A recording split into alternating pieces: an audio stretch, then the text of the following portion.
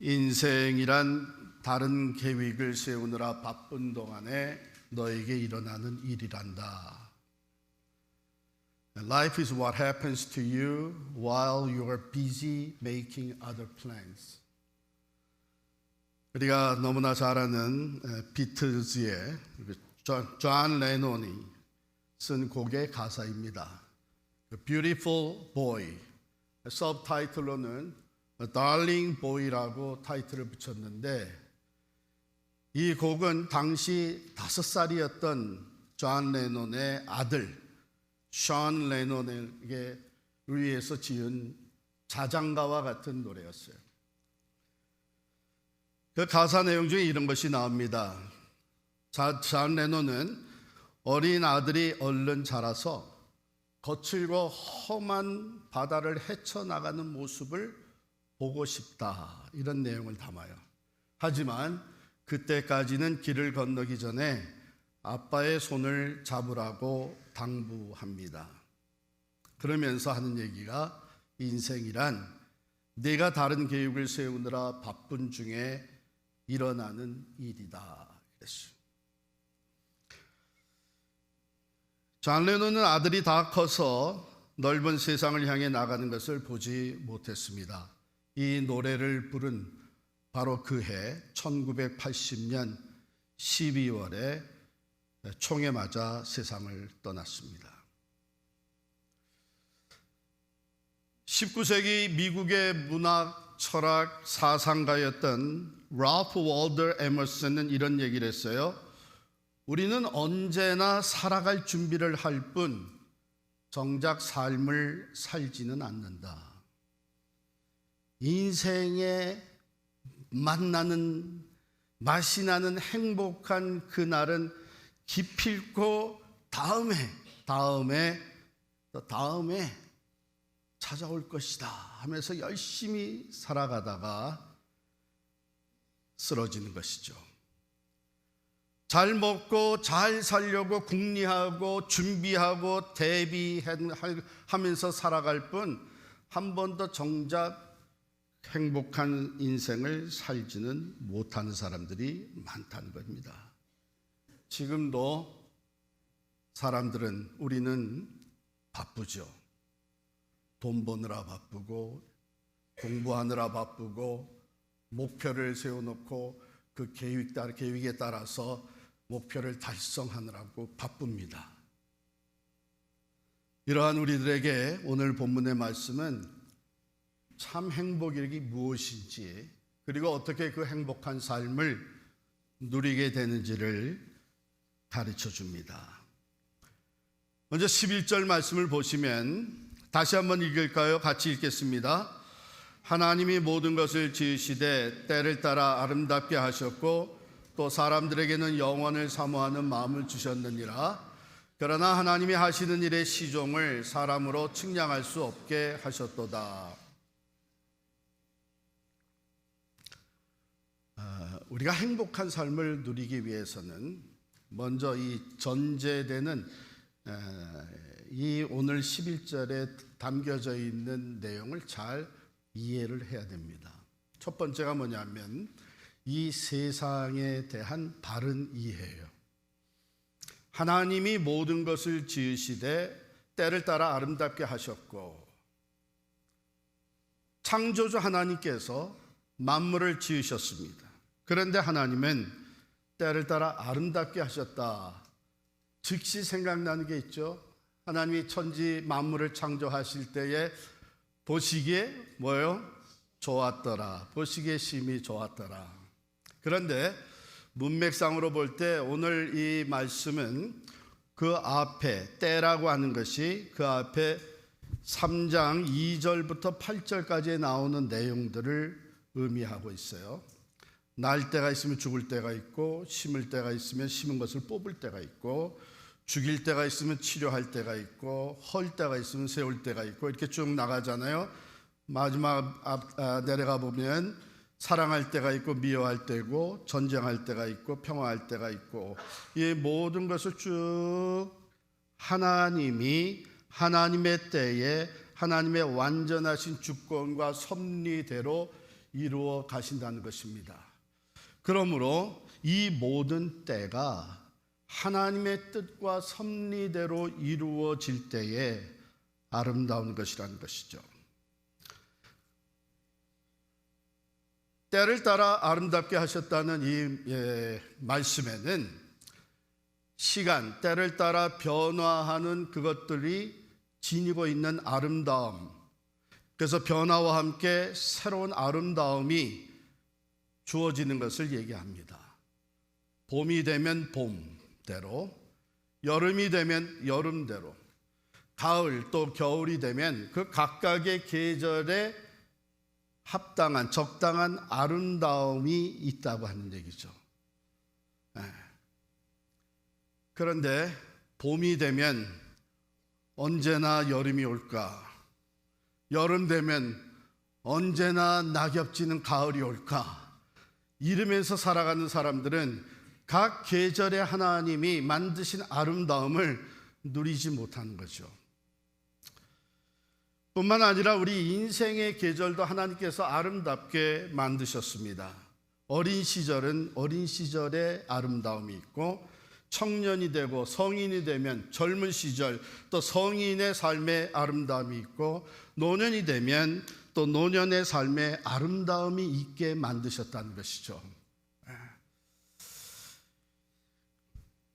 요즘 한국에서 유행하는 말 중에 이런 말이 있다 그래요. 사람들이 이제 모여서 특별히 나이 들어가면서 아유, 내가 요즘 왜 이렇게 깜빡깜빡하는지 모르겠어. 아유, 이제는 더 이상 뛰는 것도 힘들어서 못하겠어. 아유, 테니스 이제 그만둬야 된 것 같아. 이렇게 얘기를 하잖아요. 그러면 뭐라고 얘기를 해주냐? 정상입니다. 그렇게 얘기를 하는 거예요. 정상이 그 인생의 계절에 따라서 거기에 걸맞는 아름다움을 하나님께 주셨어요. 나이가 들어가면서 젊었을 때만 생각하고 산다고 하는 것은 바로 이 나이 들어가면서 우리에게 주어지는 그 아름다움을 누리지 못하는 겁니다. 그러므로 이 때를 분별할 수 있는 지혜를 가지고 그 각 때와 시간에 맞춰서 하나님께서 만드신 아름다움이 있는데 그것을 잘 이해하고 누릴 줄 알아야 된다. 그런 말씀이고요. 그 다음에 두 번째 보면 사람에 대한 바른 이해가 있어야 됩니다. 즉 우리 자신에 대한 바른 이해인데, 같은 구절에 11절에 이어지는 내용을 보면 또 사람들에게는 영원을 사모하는 마음을 주셨느니라. 원래 하나님이 인간을 만드실 때에 하나님께서 인간을 영적인 존재로 만드신 이유는 영이신 하나님과 우리가 영원히 교제하면서 살도록 만드신 거죠. 그래서 사람에게는 영원을 사모하는 마음을 주셨다는 이 말 속에는 무엇이 담겨져 있냐면, 하나님께서 우리 모든 피조물 중에 사람에게는 시간을 의식하며 살게 만드셨다는 거예요. 여기에 히브리 단어 올람이라고 하는 영원으로 번역된 히브리 단어는 초월적인 시간을 얘기하는 것이 아니고, 오히려 우리가 보통 살아가면서 사용하는 시간, 즉 과거와 그리고 미래, 과거와 미래로 계속 뻗어가는 그 시간을 의미합니다. 그래서 뉴 잉글리시 바이블에 보면 또한 하나님은 사람에게 과거와 미래라는 시간을 의식할 수 있게 하셨다고 번역을 했습니다. 하나님의 형상대로 만든 인간의 아름다움 중에 하나가 바로 시간을 의식하며 살아가는 거예요. 이것을 반대로 얘기하면 우리가 때를 알지 못하고 시간을 의식하지 못하고 살수록 인간다움을 상실하게 되는 거죠. 하나님의 백성들은 그렇기 때문에 지금 이 시간에 하나님이 뜻하시는 바가 뭐냐? 지금 오늘이라는 이 시간에 하나님이 나를 통해서 이루고자 하시는 것이 무엇이냐? 이것을 인식하고 깨닫고 살아가는 것이 하나님이 우리에게 주신 귀한 선물, 영혼을 사모하는 마음에 담겨 있다 하는 것입니다. 그 다음에 세 번째, 또 11절에 이어지는 것을 보면, 그러나 하나님이 하시는 일의 시종을 사람으로 측량할 수 없게 하셨다. 도대체 왜 이렇게 시작하셨고 이렇게 이끌어 가시고 앞으로는 어떻게 하실 건지, 그 하나님이 운영해 가시는 그 역사, 우리 인생의 여정, 이것을 사람으로 측량할 수 없게 하셨다는 거예요. 왜 그러시는가? 그것은 하나님께서는 우리가 하나님이 하시는 일을 분석하고 이해하려고 하는 것보다는 하나님을 신뢰하기를 원하시기 때문입니다. 하나님이 선하시고 완전하신 분이고, 우리가 그렇게도 좋아하며 외우고 있는 로마서 8장 28절, 하나님을 사랑하는 자 곧 그 뜻대로 부르심을 입은 자들에게는 모든 것이 합력하여 선을 이루느니라. 이 말씀대로 우리는 잘 이해하지 못하지만, 깨닫지 못하지만, 오늘 우리 성가대가 찬양한 것처럼 잘 알 수 없지만, 그러나 하나님이 신실하시기 때문에, 합력하여 선을 이루실 줄을 믿고 알기 때문에 우리는 그분이 우리의 발걸음을 최선의 길로 이끌어 주실 줄 알고 신뢰하는 것이죠. 바로 하나님이 인도하시는 그 길에는 때로 고난의 길도 있습니다. 고난을 통과할 때에 하나님이 이것을 통해서 우리에게 합력하여 선을 이루시고 최선의 길로 이끄신다고 하는 것이 있다면, 그 고난 가운데도 감사가 있고 기쁨이 있을 텐데, 그것을 이해하고 깨닫지 못하면 고난이 그저 고통이고 낙심이고 좌절이 되고 말죠. 그래서 그 가운데 오히려 원망과 불평이 나오게 됩니다. 출애굽한 이스라엘 백성들의 예가 바로 그거예요. 하나님은 그들을 약속의 땅, 젖과 꿀이 흐르는 가나안 땅으로 들여보내시기 전에 그 땅에 들어가서 오랫동안 하나님의 은혜와 복을 누리며 살게 하시기 위해서 준비시킨 것이 바로 광야의 여정이에요. 그런데 그것을 깨닫지 못하고 하나님을 신뢰하지 못했던 이스라엘 백성들은 하나님이 우리를 여기까지 끌어내서 여기서 다 죽게 만드는 거냐, 돌을 들어서 모세와 아론을 치려고 그랬습니다. 이제라도 돌아가자. 결국 그 세대는 하나님의 은혜와 복을 가나안 땅에서 누리지 못하고 광야에서 다 죽고 말았습니다.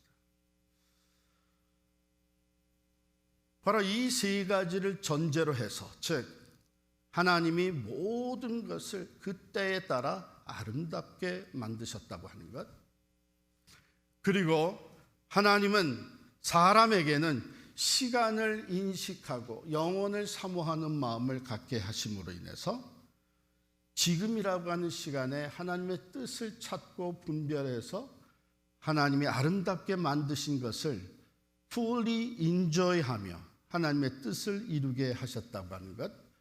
그러나 우리가 하나님이 하시는 일을 다 알 수 없기 때문에 우리는 하나님이 선하시고 완전하심을 믿고 그를 신뢰하며 살아가야 한다는 이것을 전제로 해서 이어지는 12절 13절은 인간의 참 행복이 무엇이냐 하는 것을 말해줘요. 12절 같이 읽을까요? 같이 읽습니다. 사람들이 사는 동안에 기뻐하며 선을 행하는 것보다 더 나은 것이 없는 줄을 내가 알았고, 이 내가 누구예요? 전도서를 기록한 전도자죠. 그 전도자가 누구예요? 모든 부귀 영화 권세를 누구보다도 많이 누렸던 솔로몬이죠.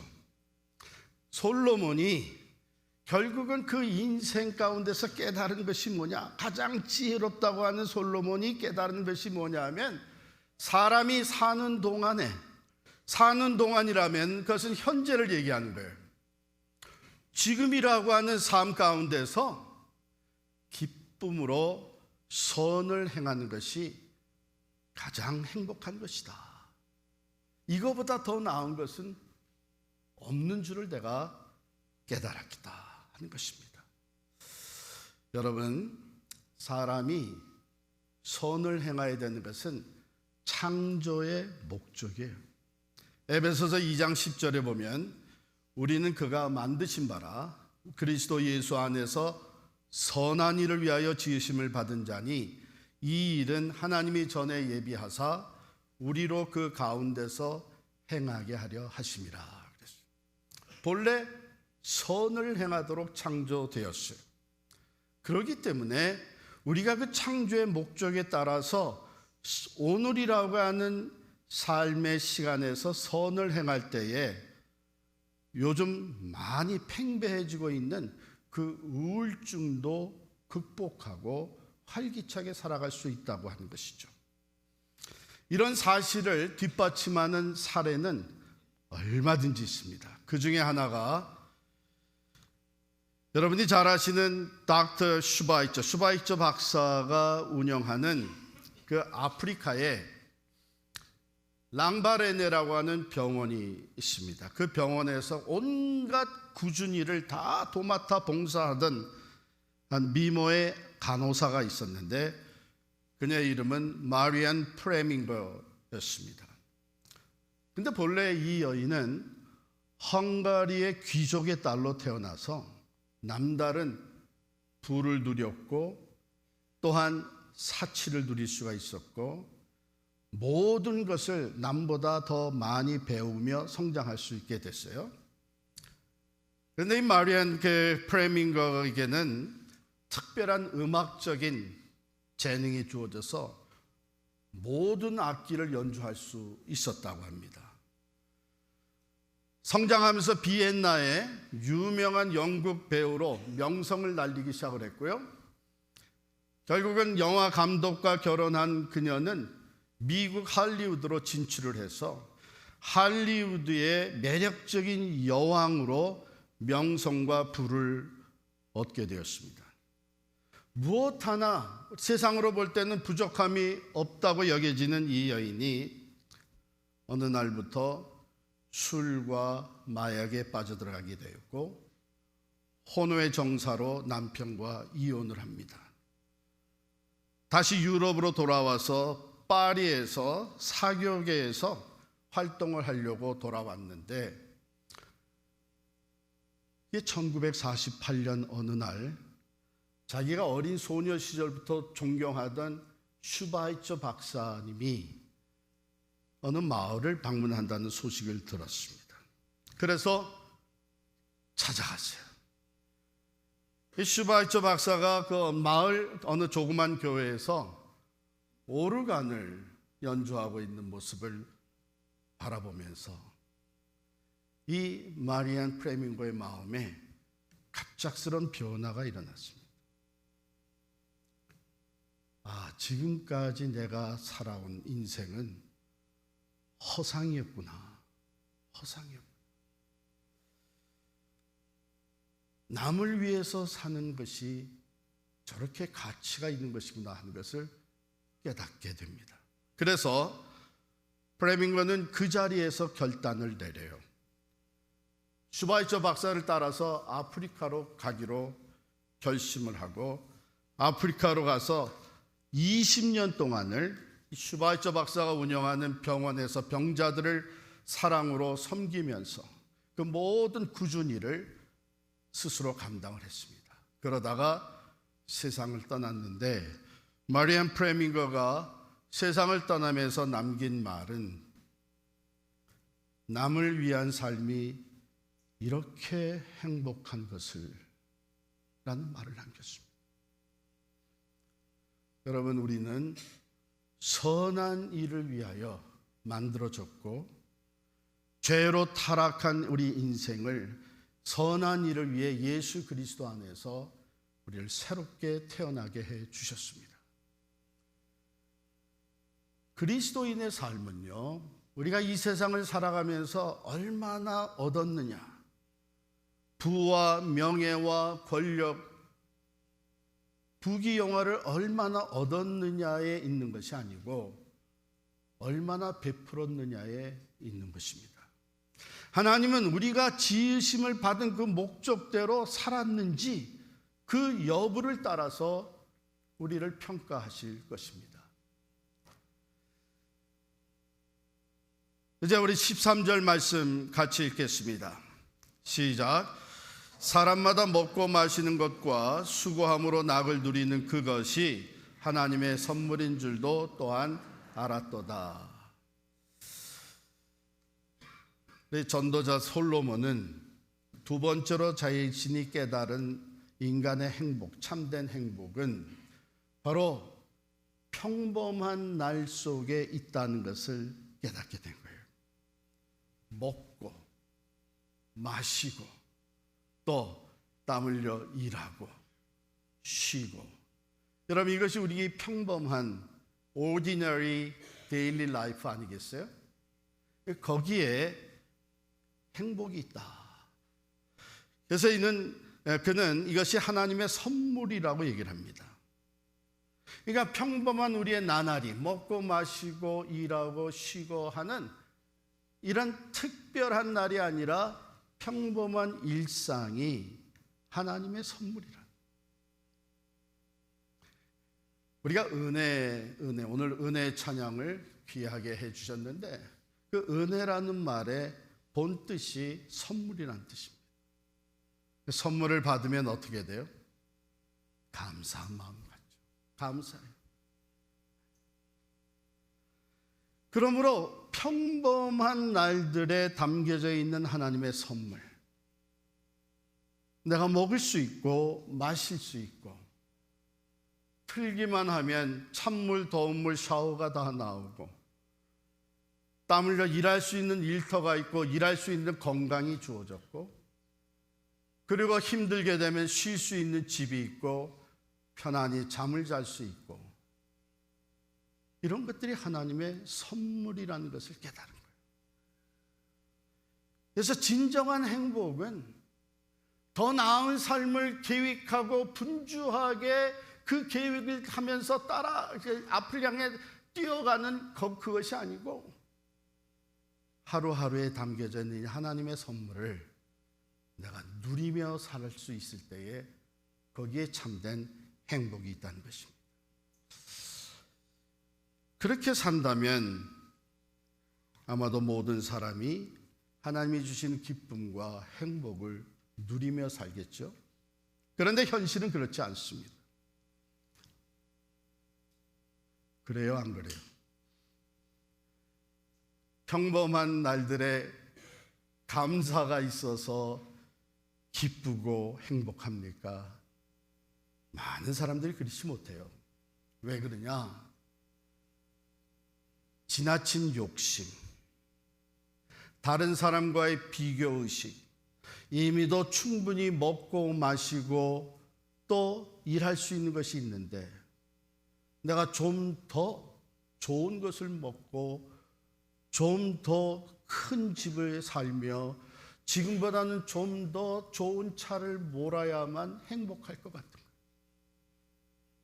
그래서 우리 인간의 그 욕심과 다른 사람의 비교의식 때문에 눈이 가려워집니다. 뭘 못 보는 거예요?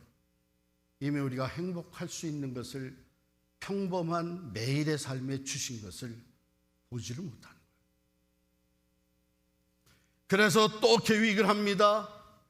내일은 이 일을 위해서 성공할 것이다. 그러면 행복해질 것이다. 더 큰 것을 계획을 합니다. 더 많은 것을 얻을 수 있다고 믿고 바삐 계획하며 살아가는 동안에 우리는 인생을 사는 것이 아니죠. 제대로 행복한 삶을 살아가지 못하고 더 바삐, 더 열심히 내일을 계획하며 살다가 어느 날 황혼이 찾아오고 나도 모르는 순간에 쓰러지게 된 것이죠.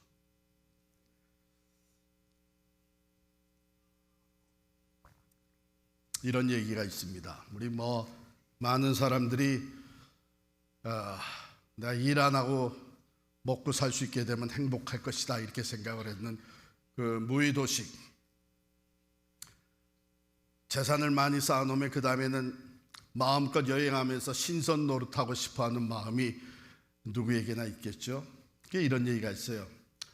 한 게으름뱅이가 죽어서 저 세상으로 갔습니다. 가보니 와, 한없이 아름다운 풍경이 쫙 펼쳐져 있어요. 먹고 싶은 만큼 먹을 수 있도록 맛있는 다양한 음식들과 과일들이 여기저기 쌓여 있고, 마실 수 있는 음료수는 다 즐비하게 주어져 있습니다. 그런데 거기다가 내가 무엇인지 원하는 대로 말을 하게 되면 그것을 다 들어주는 세크리터리가 있는 거예요. 비서가. 늦잠을 자도 잔소리하는 마누라가 없고, 일 못한다고 구박하는 직장 상사도 없는 거예요. 너무 행복해서 여기가 천국이구나, 이럴 줄 알았으면 진작에 죽어서 여기 오는 건데. 그런데 차츰 시간이 지나면서 이 생활이 지겨워지기 시작하는 거예요. 아무것도 할 일이 없었어요. 호의호식하는 나날이 살은 점점 찌어가고 피부는 반짝거리며 윤기를 내고 있지만 짜증이 나서 죽을 지경이에요. 그래서 천사에게 부탁을 했답니다. 내가 이거 심심해서 못 견디겠는데 뭐 할 일이 없을까요? 그때 천사가 눈을 깜빡깜빡이며 하는 말이, 그건 곤란합니다. 이곳에선 당신이 할 수 있는 일이란 아무것도 없습니다. 화가 나서 소리치는 거예요. 뭐 천국이 뭐 이래. 지금 난 답답해서 몸살 날 지경이란 말이에요. 이럴 바엔 차라리 날 지옥으로 보내주시오. 그래서 천사가 놀래서 하는 말이, 아니 그럼 당신은 여기가 천국인 줄 알았습니까?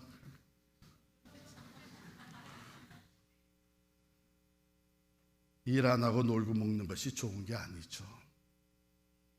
우리가 일할 수 있다고 하는 것, 하나님의 선물입니다.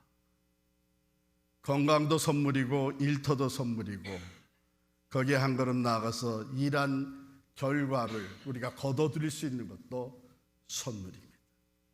사도 바울은 성도들에게 누구든지 일하기 싫거든 먹지도 말라 했습니다. 우리가 잘 아는 벤자민 프랭클린은 일하는 농부는 앉아있는 신사보다 존귀하다 그랬습니다. 또 워너메이커는 이런 얘기를 했어요. 나는 일하기 위해서 태어났다는 사실을 자각하는 사람은 행복한 사람이다. 우리 12절 13절을 다시 한번 한 목소리로 읽겠습니다. 시작. 사람들이 사는 동안에 기뻐하며 선을 행하는 것보다 더 나은 것이 없는 줄을 내가 알았고, 사람마다 먹고 마시는 것과 수고함으로 낙을 누리는 그것이 하나님의 선물인 줄도 또한 알았도다. 지혜자, 전도자 솔로몬은요, 인생의 의미를, 참 인생의 행복을 소박한 데서 발견을 했습니다. 하나님께서 만물을 창조하실 때에 때를 따라 아름답게 만드셨다는 것을 믿고, 하늘을 바라보면서 모든 상황 속에서 그 아름다움으로 인하여 기뻐하는 삶, 뿐만 아니라 이웃을 위해 선을 베풀면서 살아가는 삶, 먹고 마시고 수고하고 쉬고 하는 것이 즐거움이 되는 하나님이 내게 베풀어 주신 선물이라는 것을 깨닫고 즐겁게 하루하루를 살아가는 삶, 거기에 참된 행복이 있다는 것이죠. 우리의 염려와 계획은 모두 주님께 다 맡기고, 왜? 그가 모든 것을 합력하여 선을 이루실 뿐만 아니라 고난의 때는 고난의 때를 따라서 아름다움을 우리에게 보게 하시고, 또한 형통한 날에는 형통한 것을 통해서 아름다운 것을 누리게 하여 주신, 그러므로 내일에 너무 집착하지 말고 이 땅의 것에 너무 집착하지 않고 먹든지 마시든지 무슨 일을 하든지 우리의 심령에 감사함으로 기쁨을 누리는 것, 이것이 우리가 평범한 날에 대한 각별한 감사가 되는 것이죠. 여러분, 내게 없는 것을 따지면서 불평하기 시작하면 있었던 기쁨도 다 사라집니다. 그러나 하나님께서 주신 복을 평범한 날에 내가 할 수 있는 이것이 하나님의 선물이요 복이라는 것을 감사할 때 우리는 평범한 나날 가운데 세상이 알지 못하는 기쁨을 누리게 됩니다. 보세요. 오늘 아침 잠에서 깼습니다. 주일 아침을 맞이했어요. 살아서 눈을 떠 새날을 맞이할 수 있다는 것이 얼마나 감사합니까? 교회 나오시느라고 거울을 보며 준비했어요. 손발이 다 움직이고 있고 여전히 내가 운전해서 교회 갈 수 있는 건강이 있습니다. 얼마나 감사해요. 이제 내일이 찾아오면 나가서 일할 수 있는 것이 감사하고 내가 수고하고 먹을 수 있다는 것이 감사한 일이죠. 주변에 사랑하는 사람이 있습니다. 힘들고 어려울 때 함께 나누고 기대고 사랑할 수 있는 사람이 있고, 세상의 어떤 것에선 마음대로 하지 못할지 모르지만 언제든지 원하면 주의 전에 나와서 마음껏 찬양하며 예배하며 기도할 수 있는 매일의 삶이 우리에게 주어져 있습니다. 사랑하는 성도 여러분, 평범한 날들에 담겨져 있는 그 행복을 누리지 못한다면 어쩌면 우리는 영원히 행복할 수 없을 것입니다. 그러나 매일 평범한 날이지만 거기에 담겨져 있는 하나님의 선물에 감사하면서 행복을 누린다면 우리의 인생은 행복으로 가득 찬 인생이 될 것입니다.